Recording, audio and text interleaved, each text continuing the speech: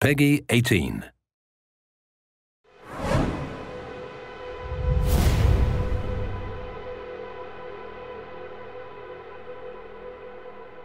Hey everyone, my name is James. I'm a producer with Gearbox Software. Hey, my name's Joel. I'm from 2K Australia. In case people haven't seen the news lately, 2K Australia and Gearbox Software are collaborating on an all-new Borderlands title called Borderlands the Pre-Sequel. Now this is a full new standalone Borderlands title which is coming to Xbox 360, PlayStation 3 and Windows PC in the fall of this year. And we're here to give a run-through of the demo that we prepared for PAX East earlier this year. So why don't we get stuck into it? Yeah, alright, so right now we're looking at Athena, who is one of the new playable characters. She's a sort of a famous NPC from Borderlands 1 DLC, the General Knox DLC. Right now we're putting our skill points into the Phalanx tree, which enhances her kinetic aspects, which is this energy shield that Athena has that allows her to absorb attacks from enemies and throw it back at them. Alright, let's go ahead and get looting. Over here we have one of our new loot chests. We're going to go and open up and we're going to see what we've got inside. Alright, looks like we have one of our new Cryo Guns. Cryo is a new ice elemental that we've introduced in the pre-sequel. Fires ice bullets that allow you to freeze enemies and shatter them. We also have the Laser Gun, which is a new gun type. So it has different kind of laser attacks. Each manufacturer has their own kind. Right now we're looking at the Maliwan Laser Gun, and we might run into a couple of different types later on that we can show off. This is the Oz kit. This is an O2 kit. You need O2 because you're on the moon surface of Pandora's moon surface, which is Elpis.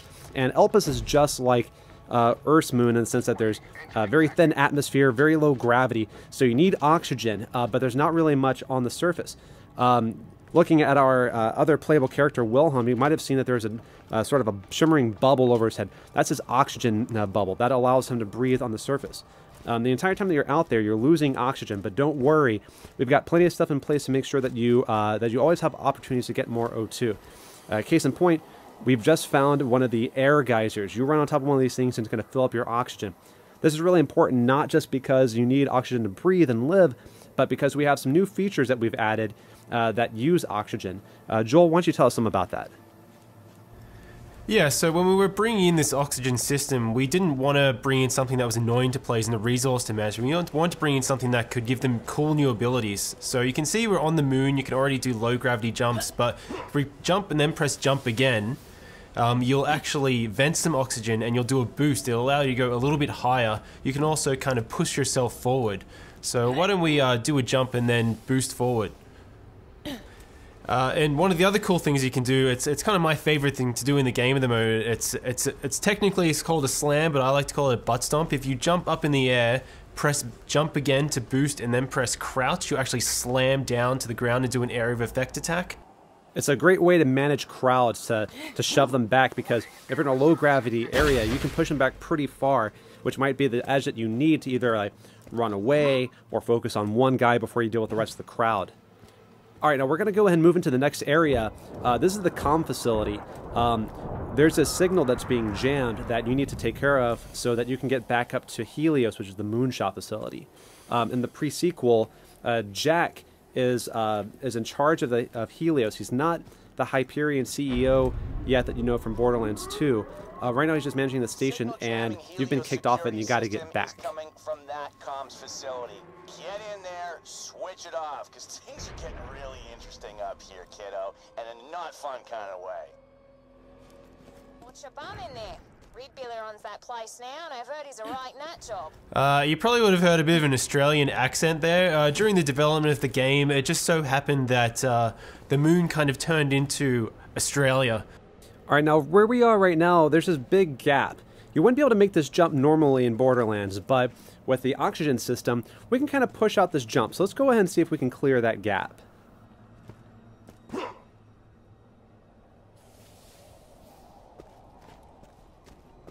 Alright, Athena, you're up. Get plenty of O2 so you can make this jump. This is my favorite part of the demo because I like to push our demo drivers to boost as late as possible. Whoa. Just like that. I like to see them sweat. So why don't we keep moving? You'll notice when we boost that oxygen meter is draining. And you can see in the horizon there's actually a beam shooting up to the sky and a HUD marker, and that's an oxygen generator. We can activate that in a sec, but this is Borderlands, so, you know, you always loot. And yeah, low gravity, no atmosphere. But when you actually activate the oxygen generator, now there is atmosphere, so when we open up this other lootable, you'll see that it behaves differently.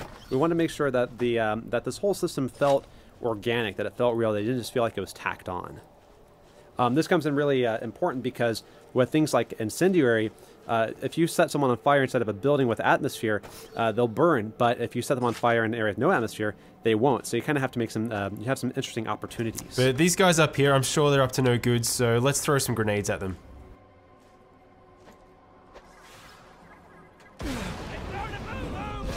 Oh. So in low gravity, you get blown up by a grenade, you go flying into orbit. Very awesome.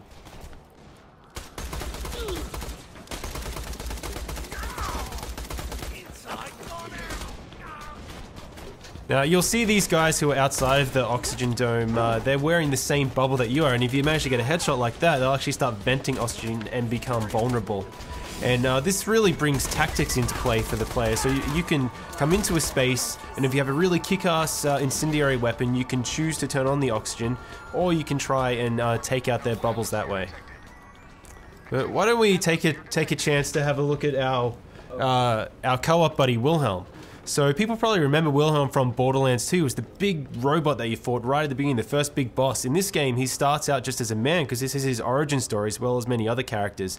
And the really cool thing is, as you're building out his skill tree, not only do you gain new abilities, but you actually visually change him as well. You get robotic arms, robotic legs, shoulder-mounted rocket turrets. You're essentially building out his skill tree to tell the story of how he became the boss you fought in Borderlands 2, which we've had a lot of fun making.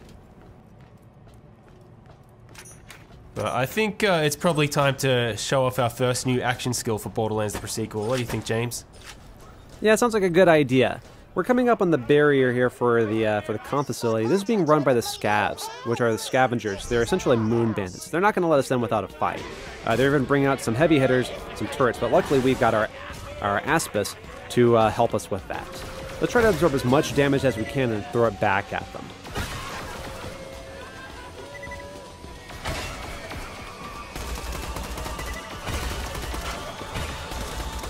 So you can see that the shield is slowly spinning up.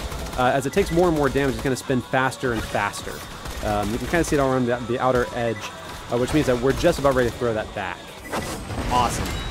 Let's go ahead and take care of this other laser and then get inside.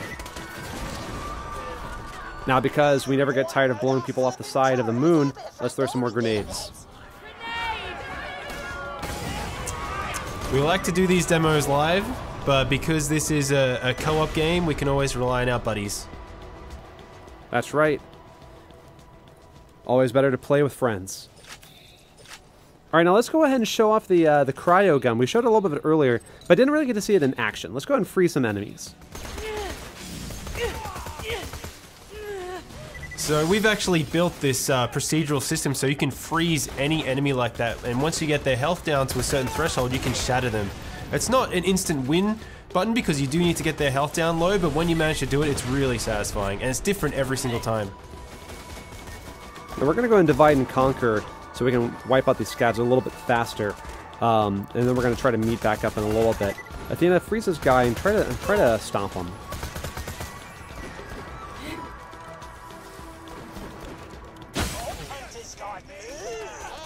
Athena had a good tactic there. If you manage to get really high, your butt stomp will actually do more damage. So if you freeze someone, you can butt stomp down and shatter them from above. Now, you can do more than just freezing them while they're on the ground. We've got some jet fighter, some sort of jetpack enemies. Let's try to freeze them while they're in the air.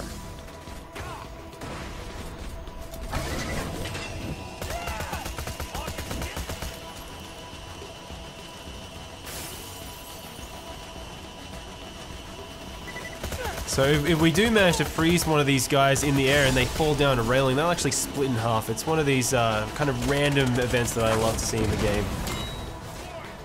This is also a new enemy, the Badass Outlaw. Now, this guy's pretty big, and because of the low gravity, if he charges into you, he can actually knock you pretty far. But when you shatter him into a million pieces, that doesn't really matter too much. It's very satisfying.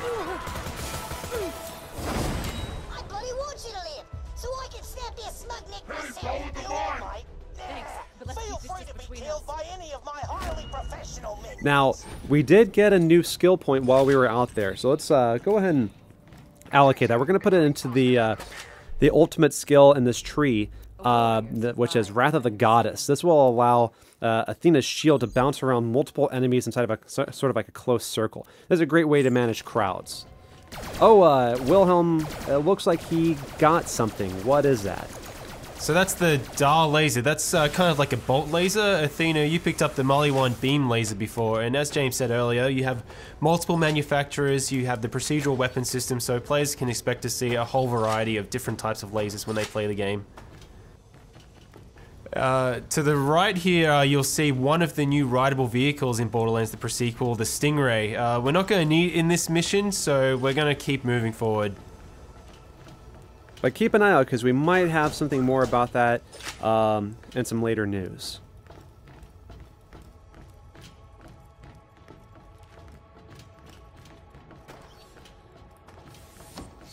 Alright, looks like we found another loot chest. Let's pop this open and see what we have. Let's see if we have a new Oz kit over to the right here. So what does this Oz kit do? Let's see. So it looks like it increases your oxygen meter. It allows you to create an oxygen bubble, which comes in really handy when doing a slam. So let's go ahead and give that to Wilhelm and see if we can do some damage with it.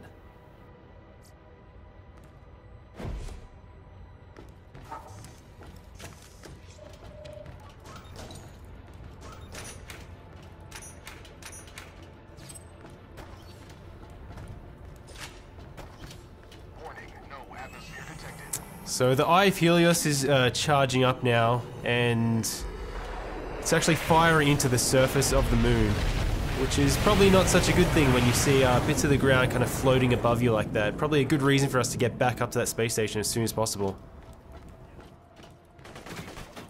Alright, so we've got a group of enemies coming up, and so we're going to use our buddy Wilhelm to help us charge up our shield so we can get it going. Because you can use friendly fire to charge up Athena's shield. Yeah, let's try and take out all those guys at once. Nice. Awesome. Alright, Wilhelm, yep, butt stomp time.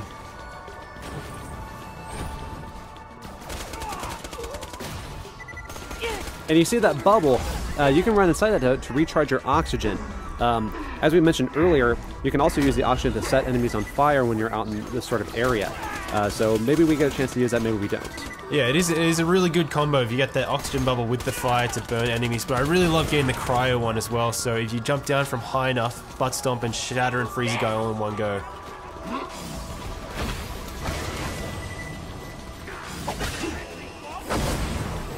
Why don't we try and get some more butt stomps happening? I never get tired of it.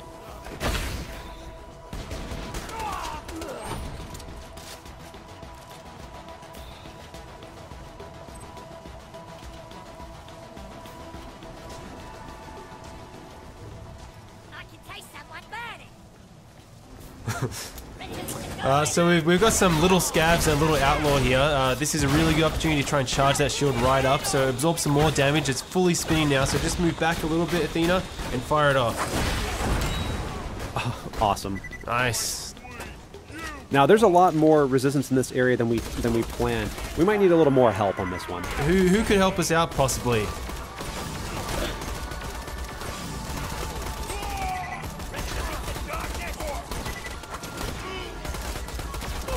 Uh-oh. Alright, we really need some help now. We need some help. And we have playable Claptrap. For the first time ever in a Borderlands game, you get to play as Claptrap. And he's going to help us out a little bit in this fight. Thanks, buddy. Alright, let's wipe these guys out. And the other playable character in Borderlands the sequel is Nisha the Lawbringer, who fans of the franchise will also remember. We'll be talking about her at a later date. Beautiful, frozen, badass outlaw.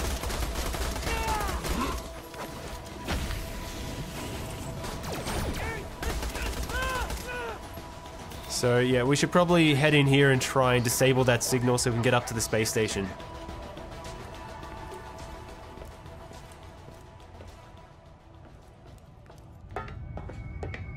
Yes, finally, a proper bloody fight.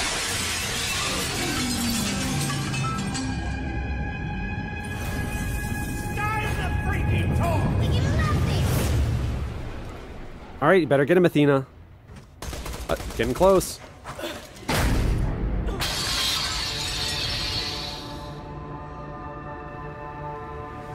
Did we mention low gravity already? Awesome. Well, hey, thanks everyone for staying tuned for Borderlands the pre-sequel, coming to you this fall. That's spring for all the Aussies out there. You coming?